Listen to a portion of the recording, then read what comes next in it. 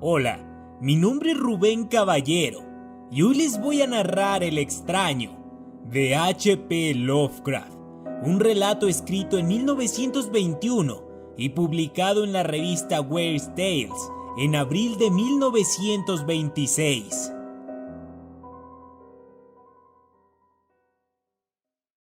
Infeliz es aquel a quien sus recuerdos infantiles solo traen miedo y tristeza.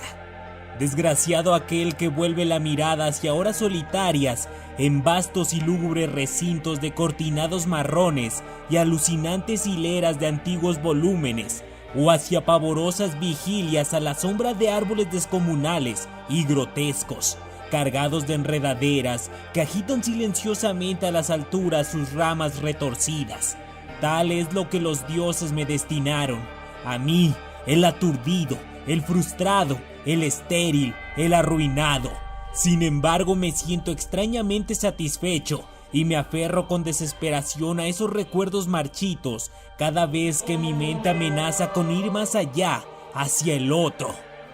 No sé dónde nací, salvo que el castillo era infinitamente horrible, lleno de pasadizos oscuros y con altos cielos rasos donde la mirada solo hallaba telarañas y sombras. Las piedras de los agrietados corredores estaban siempre odiosamente húmedas y por doquier se percibía un olor maldito, como de pilas de cadáveres de generaciones muertas. Jamás había luz, por lo que solía encender velas y quedarme mirándolas fijamente en busca de alivio. Tampoco afuera brillaba el sol, ya que esas terribles arboledas se elevaban por encima de la torre más alta. Una sola, una torre negra, sobrepasaba el ramaje y salía al cielo abierto y desconocido, pero estaba casi en ruinas y solo se podía ascender a ella por un escarpado muro poco menos que imposible de escalar. Debo haber vivido años en ese lugar, pero no puedo medir el tiempo. Seres vivos debieron haber atendido a mis necesidades. Sin embargo, no puedo rememorar a persona alguna excepto yo mismo, ni ninguna cosa viviente salvo ratas, murciélagos y arañas, silenciosos todos. Supongo que quien quiera que me haya cuidado debió haber sido asombrosamente viejo, puesto que mi primera presentación mental de una persona viva fue la de algo semejante a mí, pero retorcido, marchito y deteriorado como el castillo. Para mí no tenían nada de grotescos los huesos y los esqueletos esparcidos por las criptas de piedra cavadas en las profundidades de los cimientos.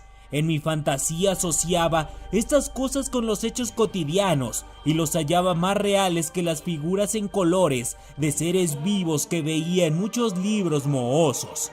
En esos libros aprendí todo lo que sé.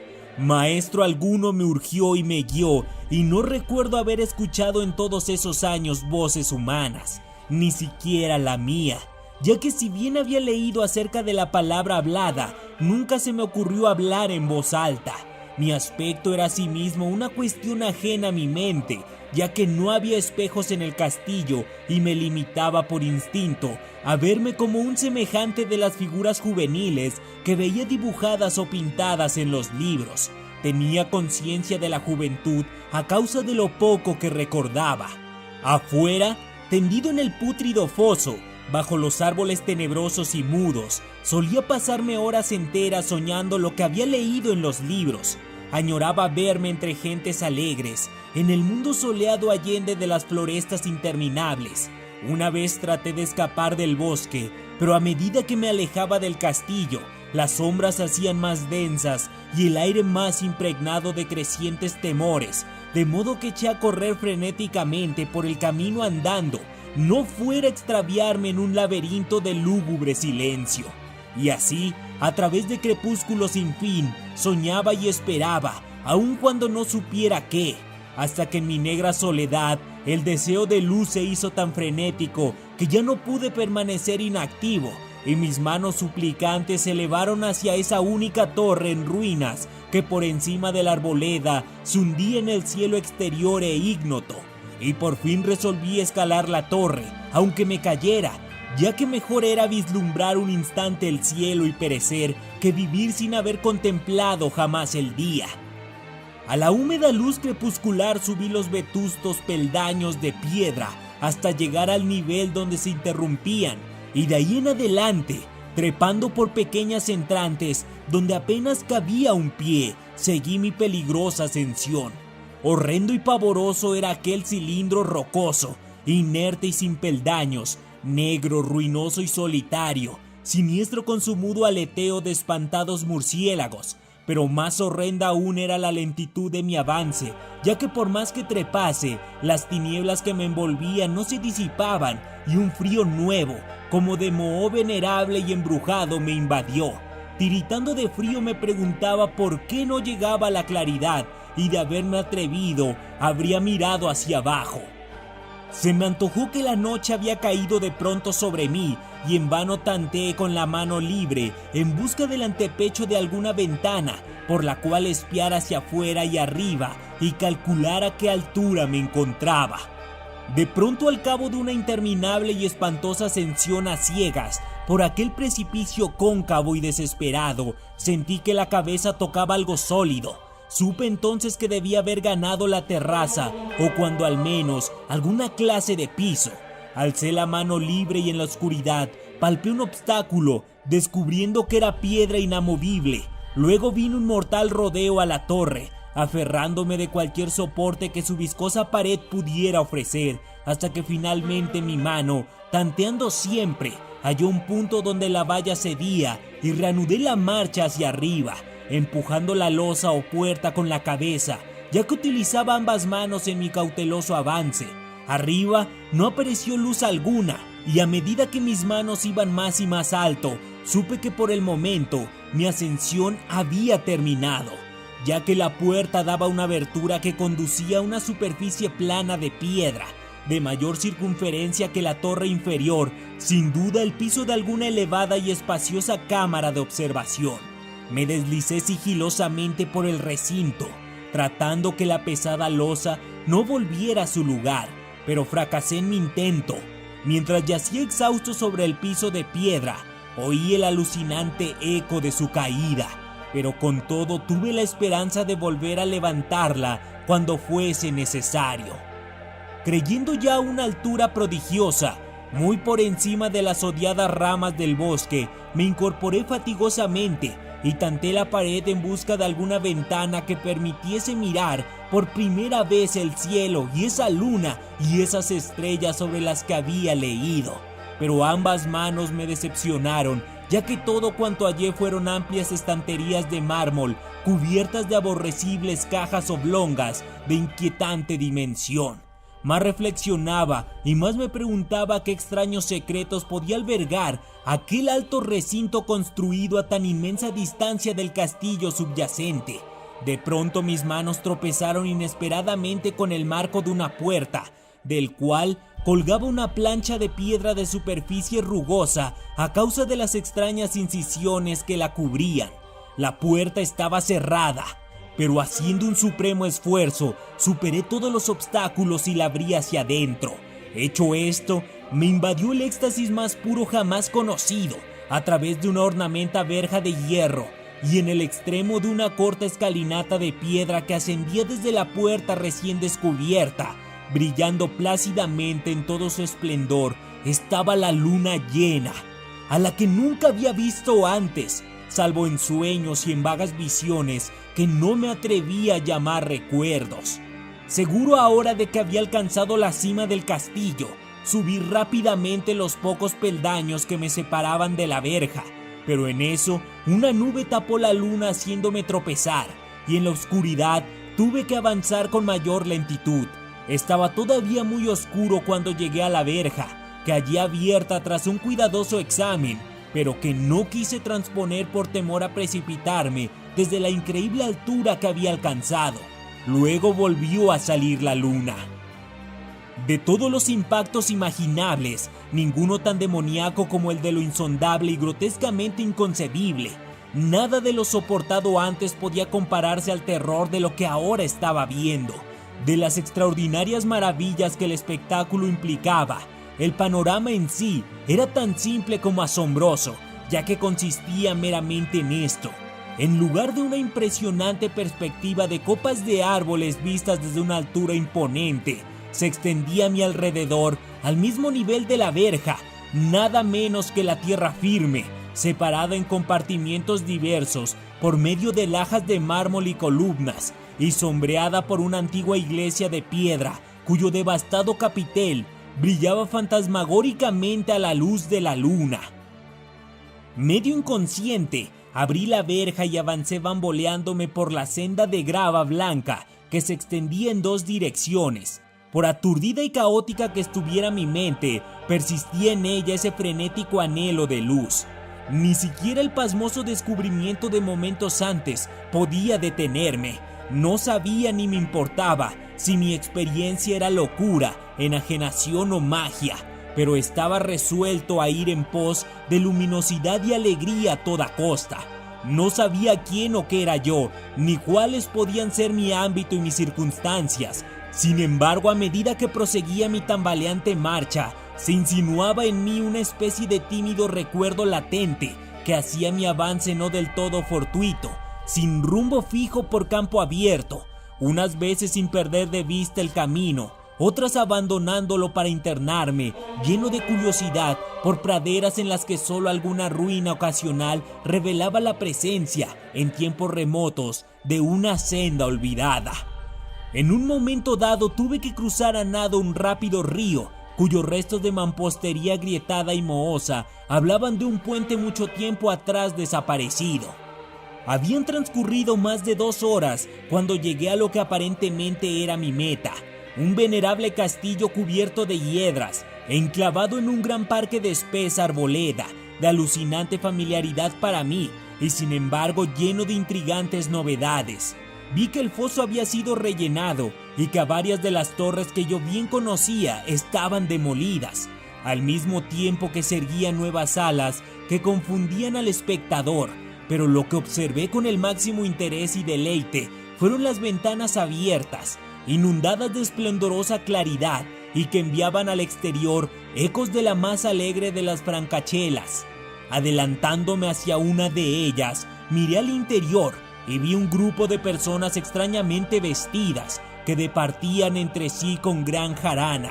Como jamás había oído la voz humana, apenas si podía adivinar vagamente lo que decían.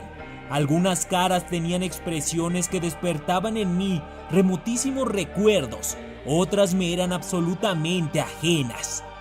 Salté por la ventana y me introduje en la habitación brillantemente iluminada, a la vez que mi mente saltaba del único instante de esperanza al más negro de los desalientos. La pesadilla no tardó en venir, ya que no bien entré, se produjo una de las más aterradoras reacciones que hubiera podido concebir. No había terminado de cruzar el umbral cuando cundió entre todos los presentes un inesperado y súbito pavor de horrible intensidad que distorsionaba los rostros y arrancaba de todas las gargantas los chillidos más espantosos. El desbande fue general y en medio del griterío y del pánico, varios sufrieron desmayos, siendo arrastrados por los que huían enloquecidos. Muchos se taparon los ojos con las manos y corrían a ciegas llevándose todo por delante, derribando los muebles y dándose contra las paredes en su desesperado intento de ganar alguna de las numerosas puertas. Solo y aturdido en el brillante recinto, escuchando los ecos cada vez más apagados de aquellos espeluznantes gritos, comencé a temblar pensando qué podía ser aquello que me acechaba sin que yo lo viera. A primera vista el lugar parecía vacío, pero cuando me dirigí a una de las alcobas, creí detectar una presencia, un amago de movimiento del otro lado del arco dorado que conducía a otra habitación, similar a la primera. A medida que me aproximaba a la arcada, comencé a percibir la presencia con más nitidez, y luego, con el primero y último sonido que jamás emití, un aullido horrendo que me repugnó casi tanto como su morbosa causa. Contemplé en toda su horrible intensidad el inconcebible, indescriptible, inenarrable monstruo que por obra de su mera aparición había convertido una alegre reunión en una horda de delirantes fugitivos. No puedo siquiera decir aproximadamente a qué se parecía, pues era un compuesto de todo lo que es impuro, pavoroso, indeseado, anormal y detestable. Era una fantasmagórica sombra de pobredumbre, decrepitud y desolación, la pútrida y viscosa imagen de lo dañino, la atroz desnudez de algo que la tierra misericordiosa debería ocultar por siempre jamás. Dios sabe que no era de este mundo, o al menos había dejado de serlo, y sin embargo, con enorme horror de mi parte, pude ver en sus rasgos carcomidos, con huesos que se entreveían, una repulsiva y lejana reminiscencia de formas humanas, y en sus enmohecidas y destrozadas ropas, una indecible cualidad que me estremecía más aún. Estaba casi paralizado, pero no tanto como para no hacer un débil esfuerzo hacia la salvación. Un tropezón hacia atrás que no pudo romper el hechizo en que me tenía apresado el monstruo, sin voz y sin nombre. Mis ojos, embrujados por aquellos asqueantes ojos vítreos que los miraba fijamente, se negaban a cerrarse, si bien el terrible objeto, tras el primer impacto, se veía ahora más confuso. Traté de levantar la mano y disipar la visión, pero estaba tan anonadado que el brazo no respondió por entero a mi voluntad. Sin embargo, el intento fue suficiente como para alterar mi equilibrio, y bamboleándome di unos pasos hacia adelante para no caer. Al hacerlo adquirí de pronto la angustiosa noción de la proximidad de la cosa, cuya inmunda respiración tenía casi la impresión de oír. Poco menos que enloquecido, pude no obstante adelantar una mano para detener a la fétida imagen que se acercaba más y más, cuando de pronto mis dedos tocaron la extremidad putrefacta que el monstruo extendía por debajo del arco dorado. No chillé, pero todos los satánicos vampiros que cabalgan en el viento de la noche lo hicieron por mí, a la vez que dejaron caer en mi mente una avalancha de anonadados recuerdos. Supe en ese mismo instante todo lo ocurrido. Recordé hasta más allá del terrorífico castillo y sus árboles. Reconocí el edificio en el cual me hallaba. Reconocí lo más terrible, la impía abominación que se erguía ante mí, mirándome de soslayo mientras apartaba de los suyos mis dedos manchados. Pero en el cosmos existe el bálsamo además de la amargura, y ese bálsamo es el olvido.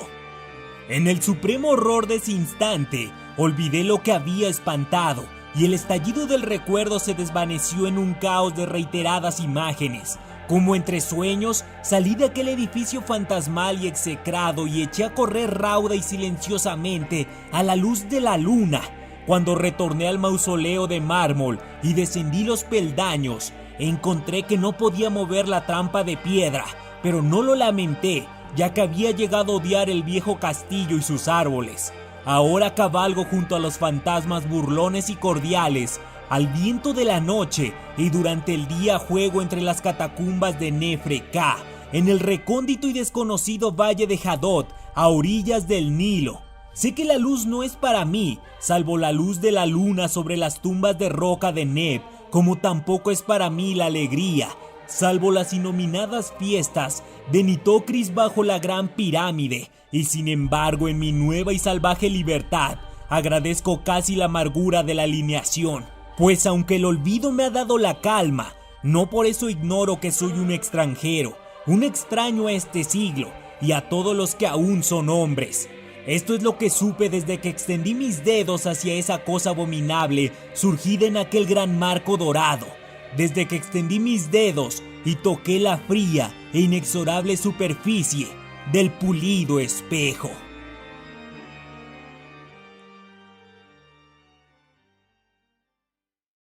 Si les gustan estos audiocuentos, no se vayan sin darme un like, activar la campanita, suscribirse al canal si todavía no lo hacen y compartirlo por todo el mundo literario.